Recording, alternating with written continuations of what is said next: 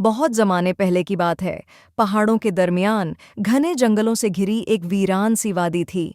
उस वादी में एक बूढ़ी औरत रहती थी।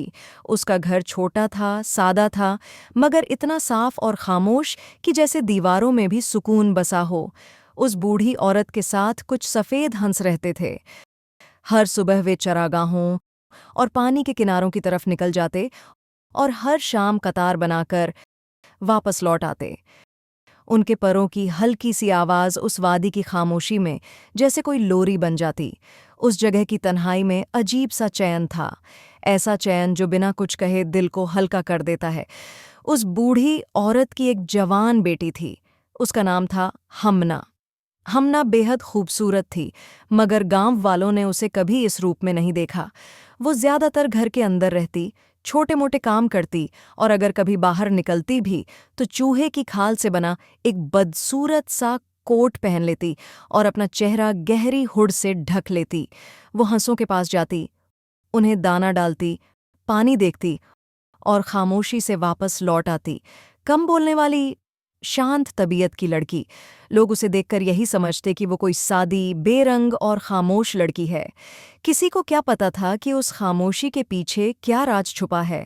हर सुबह बूढ़ी औरत अपनी मजबूत लाठी उठाती और जंगल की तरफ निकल जाती। वो घास काटती, जंगली फल तोड़ती, दरख्तों के नीचे उगे पौधे इकट्ठा करती और सब कुछ अकेले ही घर ले आती। इतनी फुर्ती और ताकत थी उसमें कि उसकी उम्र का अंदाजा लगाना मुश्किल था। अगर कोई उसे रास्ते में देख लेता तो वो मुस्कुराकर कहती, दिन खुशगवार हो अजीजों। आखिर हर किसी को अपना बोझ खुद ही उठाना पड़ता है, मगर लोग उससे डरते थे। बाप अपने बच्चों को खींचकर दूर कर लेते। खबरदार, उस बूढ़ी औरत से दूर रहना, वो जादूगरनी है। एक सुबह सूरज पूरी आब ओ ताब से चमक रहा था। परिंदे दरख्तों पर गीत गा रहे थे और ठंडी हवा खुशबू बिखेर रही थी। इसी रास्ते से एक नौजवान गुजरा। उसका नाम था इर्तेजा।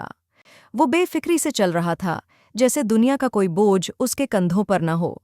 अचानक उसकी नज़र उस बूढ़ी औरत पर पड़ी जो घुटनों के बल बैठकर घास काट रही थी। उसके पास दो बड़ी टोकरियां थीं जो जंगली सेब और नाशपाती से भरी हुई थीं। इर्तेजा रुक गया।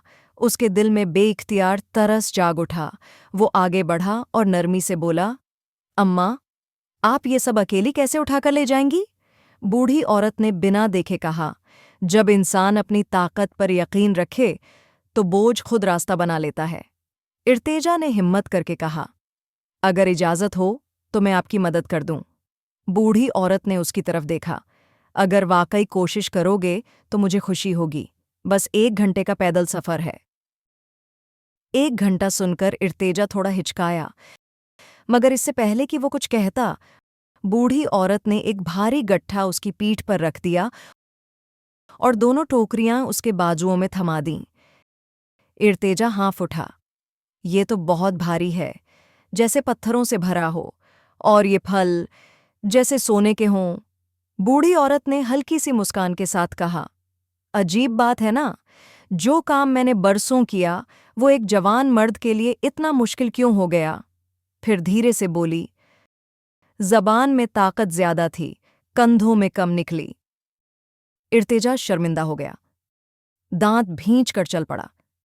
पहले रास्ता नरम था, घास पैरों के नीचे दबती जा रही थी, मगर जैसे ही पहाड़ की तरफ मुड़े जमीन पत्थरीली हो गई।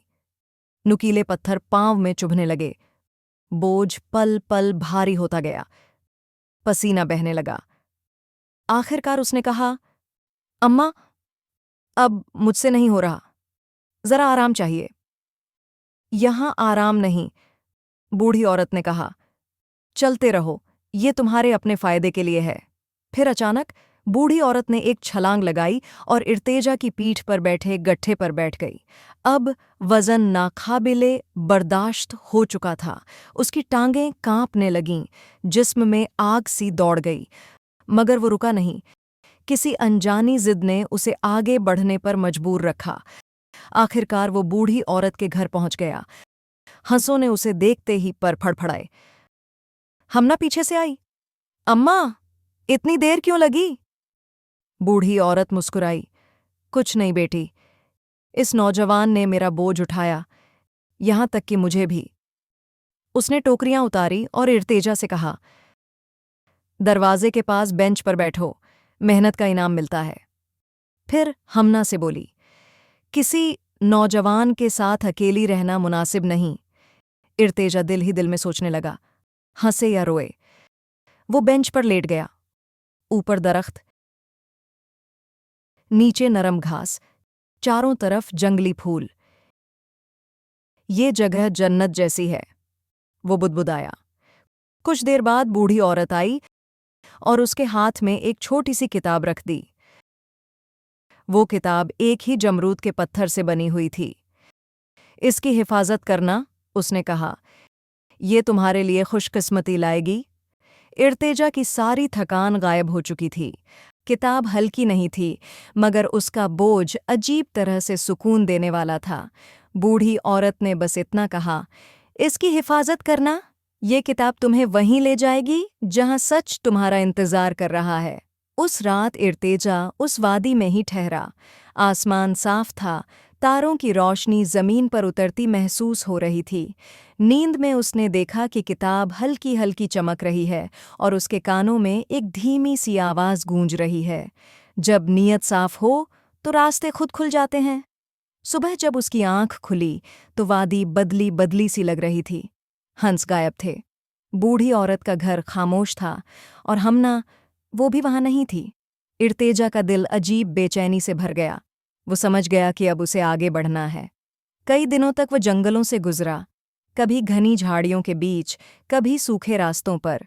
जहां भी वो जाता, लोगों की जुबान पर एक ही बात सुनाई देती, एक शहजादी जो बरसों पहले गायब हो गई थी। राजा रानी उसे ढूंढते ढूंढते आधे मुल्क की खाक छान चुके थे। एक शाम जंगल के किनारे इर्तेजा ने सिपाहियों की आवाज़ें सुनी। सामने देखा तो राजा और रानी अपने काफिले के साथ खड़े थे। रानी की आंखें सूनी थीं, राजा का चेहरा थकान से भरा हुआ। इर्तेजा ने दिल थाम कर आगे बढ़ने का फैसला किया। उसने ऊंची आवाज में कुछ नहीं कहा, बस अदब से बोला, मैं एक लड़की को जानता हूं जो खुद नहीं जानती कि वो कौन है। रानी का जिस्म कांप गया। वो कहाँ है? रानी ने भर्राई हुई आवाज में पूछा। इर्तेजा ने जवाब दिया, सच के करीब। इर्तेजा उन्हें जंगल के अंदर ले गया। जैसे जैसे वो आगे बढ़ते गए, हरी किताब की चमक तेज होती गई। पेड़ खामोश हो गए, हवा रुक सी गई। आखिरकार वो एक पुराने कुएं के पास पहुंचे। कहा जाता था कि ये कुआं सिर्फ वही सच दिखाता है जिसे देखने का हौसला हो। इर्तेजा ने किताब खोली। बिना किसी ने छुए उसके पन्ने खुद ब खुद पलटने लगे। कुएं का पानी चमक उठा और उसमें एक चेहरा उभरा, हमना का। मगर इस बार वो साधारण लड़की नहीं थी, वो शहजादी थी। रानी की चीख निकल गई, मेरी बेटी जिंदा है। वे दौड़ते हुए कुएं के उस पार पहुंचे जहां हमना हंसों को दाना डाल रही थी। जब हमना ने राजा रानी को देखा तो उसका दिल जोर से धड़क उठा। उसकी आंखों के सामने बीते हुए साल जैसे लौट आए। तभी जंगल के साए से वही बूढ़ी औरत आगे आई। उसकी चाल बदली हुई थी। उसकी आंखों में अब उम्र नहीं थी। अब वक़्त पूरा हो चुका है, उसने कहा। शहजादी को तब तक छुपाया गया जब तक कोई बोझ उठाना सीख न ले। उसने इर्तेजा की तरफ देखा।